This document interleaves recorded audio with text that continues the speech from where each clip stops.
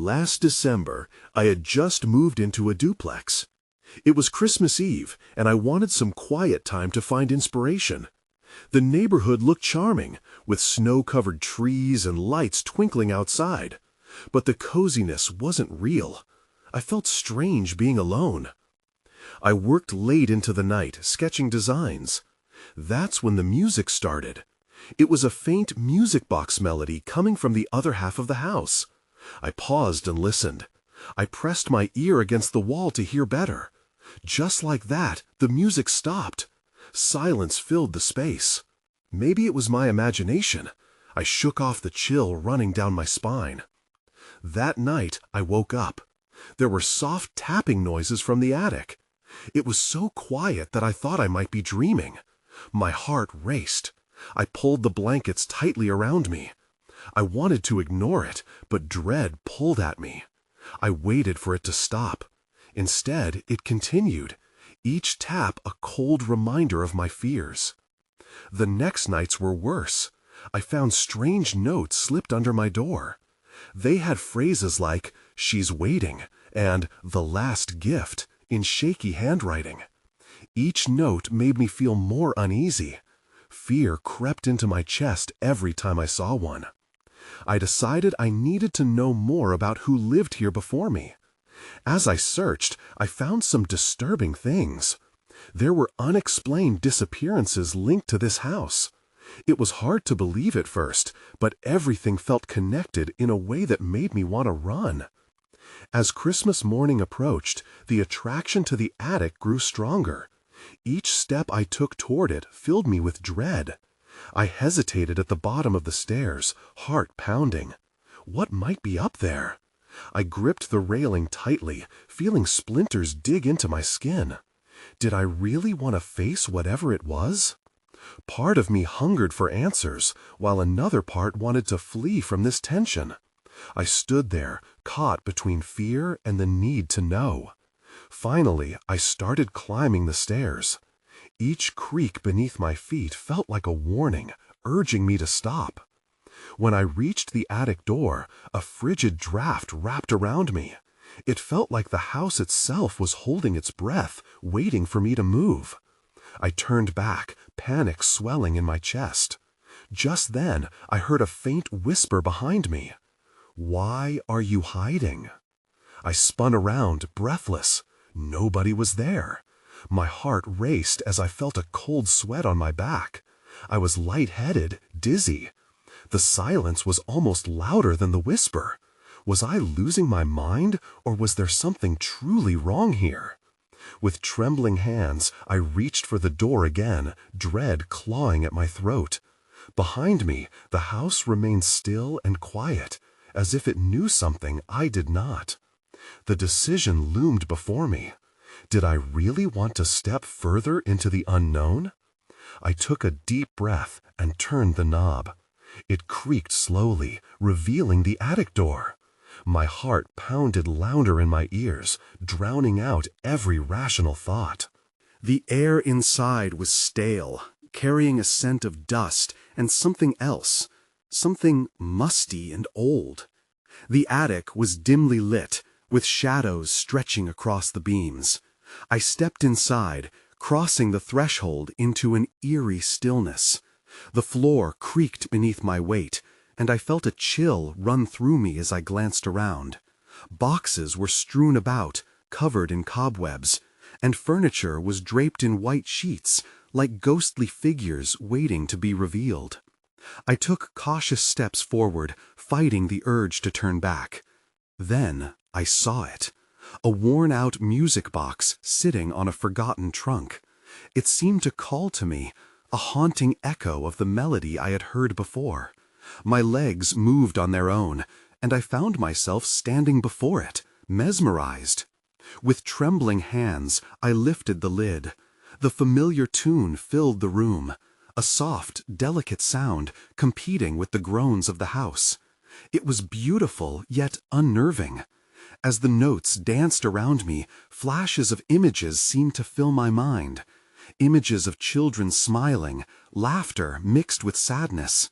I felt suddenly connected to whatever grief lingered in this space. Then I noticed something else, a small drawer at the bottom of the trunk. My curiosity was stronger than my hesitation, and despite the growing sense of wrongness, I pulled the drawer open.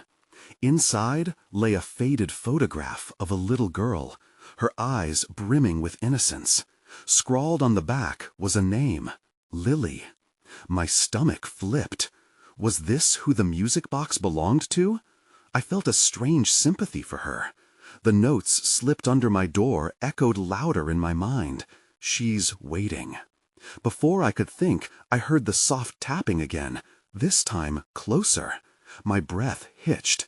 I wasn't alone anymore. Panic surged through me, and I spun around, searching the dim corners of the attic. Shadows danced on the walls, but there was no sign of life. The tapping became more insistent, rhythmic, like a heartbeat sounding in my ears. I inched toward the staircase, feeling trapped between fear and the urge to understand whatever was happening. Why was this place haunted by a small child, and what did she want? I stepped backward, ready to flee, but just then the music box stopped, and the tapping ceased. An unsettling stillness settled in its place, and my heart dropped. Something was watching me, waiting for me to make a move. "Please," a tiny voice echoed through the attic. "Don't go." I froze, eyes wide. The walls seemed to close in around me. Was this real? I felt a tight knot in my stomach. Was I about to confront whatever scheming this house had planned for me? Filled with dread and a surge of determination, I took a step closer to where the voice came from. I needed to know what it meant. I needed answers. But before I could speak, the lights flickered, then went black. The darkness engulfed me, swallowing the last remnants of courage. Something stirred in the void, and that haunting whisper returned, closer this time. "You shouldn't have come up here," it said softly, and I knew I was in far deeper than I had ever intended. I stayed frozen in the darkness, heart racing and mind reeling. "What do you want?" I managed to whisper, but no response came. My breath quickened, solidifying the fear that gripped me like an iron vice. Just then, I felt a sudden gust of wind sweep through the attic, swirling the dust around me. It felt unnatural, too powerful for a mere draft. I stumbled back, heart pounding. That's when I heard it. A soft giggle danced through the darkness, entirely at odds with the heavy tension in the air. "Lily?" I called out, my voice barely above a murmur. The giggle stopped, and silence filled the attic once more. I cursed myself for being so foolish. Why was I still here? My instinct screamed at me to run, but I was rooted to the spot, caught between curiosity and terror. As I debated my next move, the lights flickered back to life, illuminating the space. My heart dropped again. I wasn't alone. In the corner, where the shadows once loomed, stood a figure, a small girl with long, dark hair and a white dress, seemingly glowing in the dim light. Her expression was one of both mischief and sorrow. "Lily?" I dared to ask again. She tilted her head, staring intently at me. "You found me." Her voice was soft and sweet, but it echoed in my ears like a warning. "What do you want?" I repeated, urgency creeping into my words. The girl pointed to the music box, her finger trembling. "You have to play it again," she insisted, her eyes wide with expectation. "It's not finished." A wave of confusion washed over me. Finish what? I glanced back at the box, still open and waiting. The melody echoed faintly in my memory. I felt a pull toward it, yet a heavy feeling settled in my stomach. "Why do you need me to play it?" I pressed, though I hardly wanted to hear her answer. "Because—" Her voice dropped to a whisper, and she leaned closer, eyes shimmering with something almost desperate. "They don't let me go until it's done." I didn't understand what she meant. My courage faltered, replaced by a deep sense of dread. The attic felt smaller now, the walls closing in around me. Just as I turned away from the girl to escape, the lights flickered again, plunging us into darkness once more. Panic surged in my chest as her voice echoed, "You can't leave!" I could hear her footsteps coming closer, the scuffing of her shoes against the floor, and it spurred me into action. With trembling hands, I grasped the music box, but before I could react, a rush of cold air swept through me, freezing me in place. "What's happening?" I cried out, the weight of fear pushing me down. "Play it," she demanded, but the urgency in her voice felt alien, twisted by something that lurked beneath the surface. With no other choice, I hurriedly cranked the music box, refusing to let myself dwell on the darkness or the little girl's haunting gaze. The melody started again, filling the space as shadows flickered around me. Then everything went silent. I looked up, expecting Lily to still be there, waiting. Instead, I found myself alone, surrounded by an oppressive stillness that felt alive, a curse lingering in the air. "What have I done?" I muttered to myself, dread coiling in my gut. But before I could process what like I had unleashed, a voice erupted from the shadows, cold and menacing. You broke the silence. I was no longer alone after all. I could hardly register that chilling voice before a rush of odd sensations crashed over me. The floor creaked under unseen weight, and the air grew colder, wrapping around me like a suffocating shroud. I took a step back, my heart hammering in my chest. Shadows shifted, swirling like a storm gathering overhead, and a sense of urgency flooded my mind. "Who's there?" I shouted, hoping to sound braver than I felt. My voice echoed back, as if the space itself laughed at my anxiety. No reply came. Instead, the shadows receded slightly, revealing outlines against the walls. I squinted, searching for the source of that voice, but the dim light seemed to cling to the corners and avoid illuminating whatever was watching me. Just then, my finger slipped off the music box, and it tumbled to the floor with a soft thud. Panic surged through my veins. I could have sworn I heard something whispering from within its delicate casing, a faint melody longing to be unleashed. "Please," I whispered, kneeling to pick it up. "I didn't mean to break anything." Then, in the air around me, I detected a subtle shift. The shadows grew darker, inkier. They slithered along the walls, creeping closer. My breath quickened as I recalled the girl's desperate plea. Something wasn't right. "Lily, if that's you, please come back," I cried, but my voice trembled with uncertainty. Suddenly, the shadows coalesced into a more solid form. A figure emerged, features indistinct at first, but quickly sharpening. It appeared to be another girl, older, with hollow eyes and a wicked grin that twisted her face. The vulnerability of the little girl I had seen moments ago was gone, replaced with something infinitely more sinister. "You shouldn't have played it." Her voice was a low, ghostly murmur, heavy with malice. "What do you want?" I stammered, scrabbling back until my back hit the rough wall. "Is it Lily? Did you hurt her?" The older girl laughed, a sound that sent chills racing down my spine. "She's just a piece of the puzzle. You're the one who disturbed our game." "Game?" I repeated, bewildered. "Yes, our game.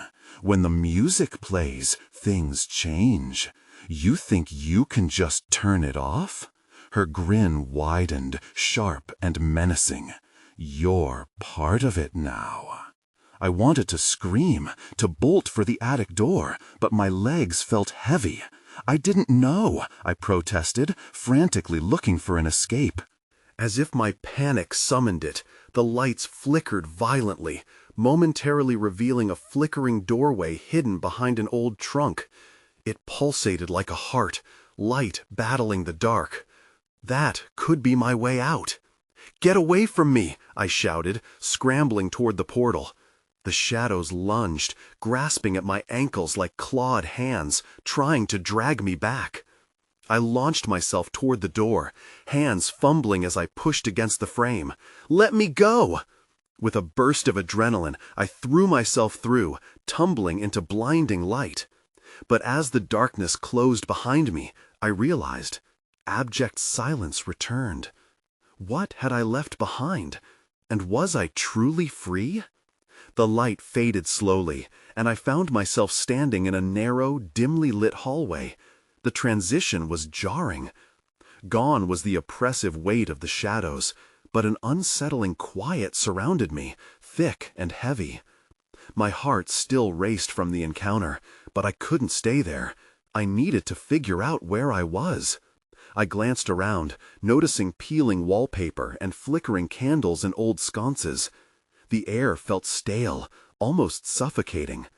I brushed my fingers along the rough wall, trying to ground myself. Then I heard it, a faint melody, weaving through the stillness like a whisper. I stopped, listening intently. It felt eerily familiar, like it was calling me. "Lily!" I called again, unable to shake the worry gnawing at my insides. "Are you here?" No response came, only the haunting echo of the music that seemed to grow louder. Following the sound, I moved cautiously down the hallway, my footsteps barely making a sound. The source was a door at the end of the corridor, slightly ajar, a sliver of light spilling out. As I approached, dread washed over me. Part of me wanted to turn back, but the melody wove a pull I couldn't resist. I pushed the door open, and it creaked ominously, revealing a small room filled with dust-covered furniture. There was an old piano in the corner, keys yellowed and worn. The music swelled and faded, as if taunting me. "Who's there?" I called out again, my voice sounding tiny in the emptiness. Out of the corner of my eye, I saw something shift, movement under the piano. I stepped closer, peering beneath it. My breath caught. A doll, its porcelain face cracked and chipped, sat there, its eyes glinting in the half-light. I picked it up hesitantly. And then, just as I turned it over in my hands, I felt a chill sweep through the room. "Put her down," a stern voice commanded from behind me. I spun around to see a figure standing at the door. Another girl, maybe my age, with flowing dark hair and an expression that mixed fury and sadness. "Who are you?" I stammered, clutching the doll tighter. "You shouldn't be here," she yelled, stepping forward. "You're messing with things you can't understand." "I'm not trying to," I replied, fear creeping back into my voice. "I just want to find Lily." A flicker of recognition crossed her face. For a moment, the anger softened. "You don't know what you're playing with. This isn't just a game. It's a trap. You've been pulled into it." The realization smacked me like a cold wave. "What do you mean?" "You need to leave, now. It's not safe." Just then, the piano started playing itself, a haunting tune that resonated through the air. The girl stepped back, her eyes widening in terror. "You've disturbed it. You've brought it to life again." Before I could ask what she meant, the ground shook beneath us. The walls began to close in, the melody growing louder, suffocating. I felt panic surge inside me. "Help!" I screamed, but the door behind the girl slammed shut, cutting off my escape. I was trapped again, and whatever was in the shadows was coming for me once more. The tremor surged through the floor, and I stumbled backward, almost losing my grip on the doll. The girl's expression shifted from fear to desperation. "We have to get out," she shouted, darting toward me. But the walls were closing in. I could feel the panic rising in my throat, tightening like a noose. "What do you mean it's not safe?" I gasped, glancing around for a way out. The flickering candlelight threw jagged shadows across the room, making the space feel even smaller. "Just trust me," she urged, grabbing my arm. We can't look back. We have to escape before... Before what? I didn't get the chance to finish my thought. The piano's keys struck a dissonant chord, reverberating through the room with an unnatural force. I could hardly think. I wanted to believe her, but uncertainty clawed at my mind. With a swift motion, she shoved the door open. It creaked loudly, and I winced. The hallway beyond looked dark and foreboding, but it was our only option. I sprinted after her, the doll clutched tightly against my chest. We ran through the hallway, but the melody followed us, now an eerie echo of laughter that dripped with malice. "What is happening?" I shouted, hoping for answers as we pushed deeper into the unknown. "That music! It's alive! It wants something from us," she yelled back, glancing over her shoulder in alarm. "Why did you say I've disturbed it?" I pressed, trying to keep pace with her. The air felt thick. I could hardly breathe. "Because it's been this way for so long. No one who enters ever leaves." Just then, our feet stumbled over a rug, and I fell hard to the floor. Pain shot through my knees, and I gasped. The doll slipped from my hands, rolling ominously across the ground with a clatter. I watched horrified as it landed right in front of a pair of misty, shadowy figures that had appeared at the far end of the hallway. "Go!" the girl screamed, yanking me to my feet as the shadows began to swirl and converge toward us. I felt a knot in my stomach as I turned to run. We careened down the corridor, dodging the figures creeping closer. Wisps of darkness slithered along the walls, grasping at us. "Hurry!" she urged, pulling me forward with unwavering determination. Then I saw a door, a heavy wooden one, slightly ajar, with a faint light spilling out. "In there!" I shouted, my voice shrill and frantic. The girl nodded, and we stumbled through the door, barely managing to push it closed behind us. I leaned against it, panting heavily. The shadows rattled the handle, but we remained inside, at least for the moment. My heart pounded in my chest. "What do we do now?" I asked, gasping for breath. The room was dark, just as silent as the hallway had been, but I could make out a tall mirror at the far end. My reflection looked broken and frightened, and that's when I saw it. The doll I thought I'd left outside was sitting on a dusty dresser, its cracked porcelain face staring back at me. But its eyes weren't just glinting, they were alive with a flickering intensity that sent chills down my spine. I turned to the girl, my blood running cold. "We need to get out of here," I whispered, dread pooling in my stomach. But before she could respond, the mirror flickered, revealing something that lurked just behind my reflection, a dark shadow, watching me. I froze, my breath hitching in my throat. The shadow shifted closer to the surface of the mirror, its dark outline contorting into a shape I couldn't comprehend. I could feel my heart thudding wildly, echoing in the silence. "Look!" I gasped, pointing at the mirror. The girl turned, her eyes widening as she took in the sinister figure. "What is that?" she whispered, fear radiating off her. "I don't know, but it's not good," I replied, backing away from the mirror. I felt a pull toward it, a strange compulsion to step closer, but I fought it back. The doll on the dresser remained oblivious, its gaze unblinking. Then, without warning, the mirror began to ripple, the surface becoming fluid like water disturbed by a stone. I felt the room tremble again, the vibration sending shudders through my body. "What is happening?" the girl shouted, her voice tight with panic. I blinked hard, trying to make sense of it all. "Maybe it's connected to that doll." My voice cracked from the pressure of the situation. The girl grabbed my arm. "We need to find a way out, now." "Wait," I tugged my arm free. "What if we touch the mirror?"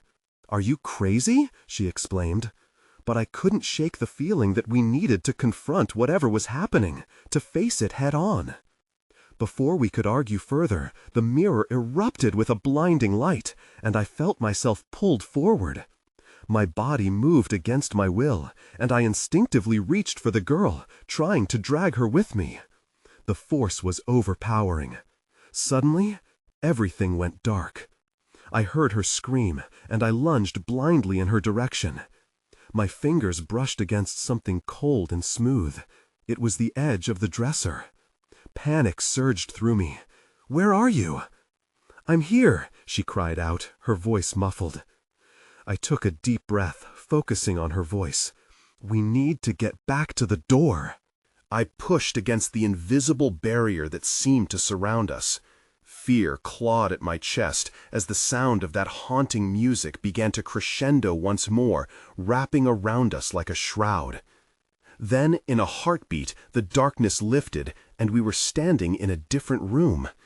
It was eerily familiar, with the same dusty furniture and flickering candles, but something was wrong.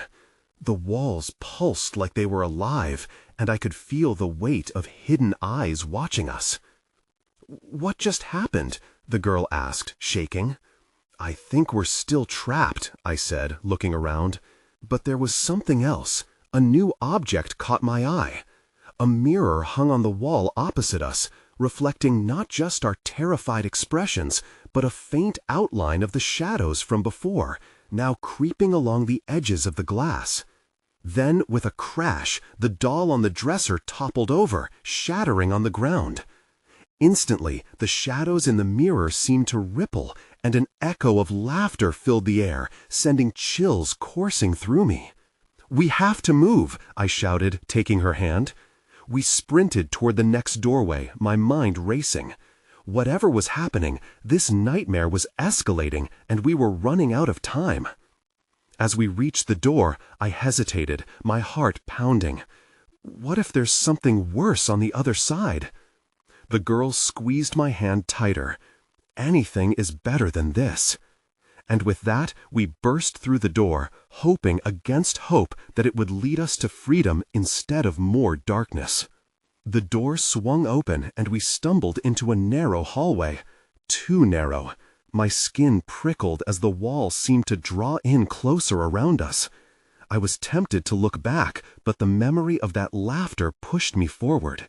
The girl tugged at my sleeve. "What if we can't find a way out?" I shook my head, trying to suppress the growing dread. We have to keep moving. It has to end somewhere. As we crept down the hallway, an oppressive silence filled the air. Every creak of the floorboards echoed loudly in my ears. Then, just ahead, I noticed a flickering light. "Look," I whispered, pointing ahead. The glow bounced off the walls like a heartbeat. We reached a door partially ajar, the light spilling into the hallway. Pushing the door open, we stepped inside. The room was void of furniture, but against the far wall stood a single antique wardrobe, its ancient wood dark and brooding. Strange symbols were carved into the surface, glinting under the dim light. I felt drawn to it, as if it were calling my name. "What is that?" the girl asked, stepping back. "I don't know," I replied, inching closer, "but this place feels different." I slid my fingers along the carvings. The symbols sent an electric shock through me, and I jerked back. My pulse raced. "It's alive," I breathed. "We should leave," she urged, her voice shaky. "Wait," I said, suddenly fixated. "What if there's something inside?" Before I could even consider the risk, I swung the wardrobe's doors open. The inside was dark, filled with a thick, heavy air. I squinted, and then I saw it. A glimmer, like a reflection. My breath caught as I stepped inside, my heart hammering. I reached out, fingers trembling. That light seemed to pulse like a heartbeat, too. But then, with a deafening slam, the wardrobe doors banged shut behind me. The darkness enveloped me instantly, swallowing any sense of direction. I felt panic rise again, and I clawed at the doors, shouting for the girl. "Let me out! Let me out!" There was no answer. My hands moved frantically over the smooth surface of the doors, searching for a way to escape. That's when I felt it, a cold hand clutching my wrist from behind. I froze. "What?" I gasped, turning slowly. A faint figure stood there, a ghostly outline against the darkness. I could barely make out a face, but I could see the eyes, deep and hollow. They pierced through the blackness. "Help me," the voice whispered, echoing in my mind. I stumbled backward, colliding with the wardrobe. "What do you want?" But the figure only pointed toward the open door. My heart raced. Had I imagined it? "Come," it beckoned softly. I hesitated, torn between the urge to flee and the pull toward the figure. That laugh echoed again in the back of my mind, drowning me in dread. Just then, I felt a terrible thrumming, and the wardrobe began to shake. "No!" I screamed, thrusting myself toward the door. But as I peered outside, the girl was gone. "Where are you?" I yelled, panic clawing at my throat. Then, everything went dark again. Fear tightened in my chest. I was utterly alone. The darkness felt thicker now. I blinked, trying to adjust my eyes, but nothing changed. "Hello?" I called out, my voice swallowed by the void. No response came, just silence. I reached out, hoping to find the wardrobe door that had slammed shut, but my hands met only the cold air. I took a breath, steadying myself. "Focus," I muttered. I needed to think. The figure had pointed towards the door. Maybe it was still there, waiting for me. I turned around slowly, moving deeper into the shadow. Suddenly, I felt a chill creep across my skin. It was an undeniable presence, a weight in the air that made my instincts scream. I felt like I was being watched, but by what? I stepped forward cautiously, the darkness embracing me and heightening my anxiety. Then, a flicker of light ignited in the far corner of the room. I squinted, straining to see. It resembled the same eerie glow I'd noticed earlier. I knew it was a beacon, a lure, and a trap all at once. But with no other options, I moved toward it. As I approached, the light pulsed again, flickering like a heartbeat. The room around me began to shift, and I could swear I heard whispers weaving through the air. Chilled, I held my breath. I could recognize some of the voices, echoes of laughter that felt familiar, yet distant. "Stop it," I whispered angrily to the darkness. "Just show yourself." To my shock, the light brightened. For a brief moment, I could make out shapes swirling in front of me, faint outlines of people trapped in a dance of shadows. They moved closer, their features coming into focus. Faces filled with anguish and laughter, their mouths forming silent screams. Then one stepped forward. The girl, my companion.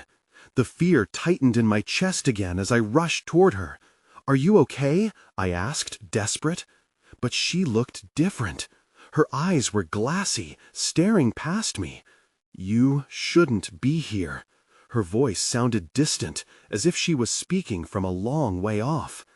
I reached for her, but she vanished into the shadows just as quickly as she had appeared. "No!" I shouted, frustration breaking through my panic. I staggered back, confused. My heart raced as I scanned the room. The whispers grew louder, and I suddenly recognized their tone. They were mocking me. A chorus of disembodied laughter lifted through the air, and it felt like claws of dread were wrapping around me. "Leave this place!" a voice boomed suddenly, overpowering the laughter. It was deep and commanding. I spun around, uncertainty giving way to fear. There in the corner, the figure reappeared, the ghostly outline looming over me again. Before I could react, it pointed toward a shadowy opening I hadn't noticed before. The air seemed to shimmer around it, inviting yet ominous. "You must go," the figure whispered, its hollow eyes burning into mine. "No, I'm not leaving without her," I protested. But the laughter returned, filling the room, drowning my resolve. It was too much. I had to escape this nightmare. The figure stepped forward, no longer an outline, but a presence, its shape becoming more defined. A face, familiar, yet wrong. Then everything rattled violently. The wardrobe creaked ominously, and I felt something pulling me toward that opening. My instincts screamed at me to run, but I hesitated just long enough to catch another glimpse of the girl's face, her expression twisted between sorrow and urgency. "Help me!" I could feel the darkness closing in, the laughter echoing louder than before. I sprinted toward the shadowy exit, my heart pounding. I didn't know what lay beyond it, but I knew I had to take the chance. Then I stepped through into a blinding light, and with it, I hoped to find answers. The light enveloped me, wrapping around me like a warm blanket, before suddenly dropping me into the harsh reality of a living room. I blinked, trying to make sense of my surroundings. It was familiar, yet unsettlingly different. An old couch sat opposite a fireplace, and freshly decorated stockings hung above the mantel. Christmas lights twinkled along the walls, casting a gentle glow across the room. But something felt off. The cheerful atmosphere clashed with the cold dread that nestled in my gut. I caught my breath, disoriented and shaken. The echoes of laughter, the whispers. I had to remind myself that it was over. But had it really ended? The figure stepped forward, no longer an outline, but a presence, its shape becoming more defined. A face familiar, yet wrong. Then everything rattled violently. The wardrobe creaked ominously, and I felt something pulling me toward that opening. My instincts screamed at me to run, but I hesitated just long enough to catch another glimpse of the girl's face, her expression twisted between sorrow and urgency. "Help me!" I could feel the darkness closing in, the laughter echoing louder than before. I sprinted toward the shadowy exit, my heart pounding. I didn't know what lay beyond it, but I knew I had to take the chance. Then I stepped through into a blinding light, and with it, I hoped to find answers. The light enveloped me, wrapping around me like a warm blanket, before suddenly dropping me into the harsh reality of a living room. I blinked, trying to make sense of my surroundings. It was familiar, yet unsettlingly different. An old couch sat opposite a fireplace, and freshly decorated stockings hung above the mantel. Christmas lights twinkled along the walls, casting a gentle glow across the room. But something felt off. The cheerful atmosphere clashed with the cold dread that nestled in my gut. I caught my breath, disoriented and shaken. The echoes of laughter, the whispers. I had to remind myself that it was over. But had it really ended? Then I noticed the music box lying on the coffee table. It was open, and the haunting melody filled the air, a chilling reminder of what I thought I had left behind. I picked it up cautiously, my heart racing. I couldn't shake the feeling that I was still being watched, that those shadowy figures were just a memory away from enveloping me again. "Where are you?" I whispered into the silence, half expecting to hear a response. Nothing. Just the gentle tinkling of the box, playing a tune that seemed both familiar yet foreign. As I sat on the couch, trying to squeeze my thoughts into coherence, I realized I was not truly free. The walls felt thicker, the air heavier. Did I just escape one trap, only to step into another? My hands shook as I placed the music box back down. That's when I heard it again, the giggle. It flittered around the edges of my mind, creeping into my reality. I spun around, catching a glimpse of something near the hallway. But once again, nothing was there. Just the stillness of the house, wrapped in holiday cheer. Every flicker of light, every groan of the old wood echoed the laughs of the voices I had encountered. The girl's face, with her frightened eyes pleading for help, flashed through my mind. My connection to them, to those shadows, it felt intertwined with my own existence. Could I really leave that behind? I stood up sharply, the mat beneath me crumpling and shifting. The rhythm of my own heartbeat drowned out the melody as I took steps toward the hallway. The shadows lingered there.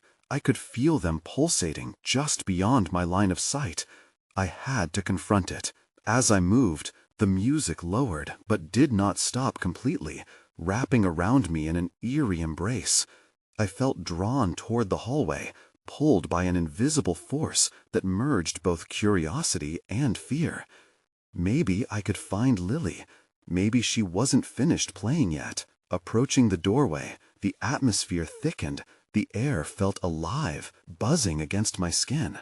"If you're here," I called, more defiantly this time, "show yourself." The laughter echoed again. The walls shuddered slightly, as if awakening. I could see my breath forming small clouds in the chilly air, a sure sign that whatever connection I had severed to the attic hadn't completely dissipated. Was my escape merely a ruse? Or was there something waiting, hidden, waiting for me to acknowledge it? Then a childlike figure appeared, skimming across the edge of my vision. I gasped and turned. It was her again, Lily, standing there, her dark hair swaying gently despite the absence of air. Her face, a mirror of the innocence I had glimpsed earlier, now bore an unsettling smile. "Why did you leave?" she asked softly, her voice once more tugging at my heart. I was scared. I didn't understand," I stuttered, my muscles tensing with both fear and tenderness. Her eyes glinted. "You didn't finish what you started. You have to come back." With those words, the music box on the table began another tune, inviting and ghostly, stirring something deep within me. The shadows around the corners of the room began to swirl more violently, drawing closer, ready to reclaim me. "Lily, I can't go back there!" I shouted, desperation seeping into my voice. But she only tilted her head, the light flickering around her, while the melody filled the air, leading me to a decision I didn't want to make. As the shadows bared down on me, an understanding settled in my chest. I had escaped one darkness only to confront another. But somehow I felt connected to it all. These children, this house, this melody woven with sorrow and laughter. "I'll find a way," I whispered, half to myself, half to the ghostly girl, because now it was about understanding, and maybe compassion rather than fear. And as her smile remained, I knew that even if the answers eluded me, I would search for them, no matter where the shadows led.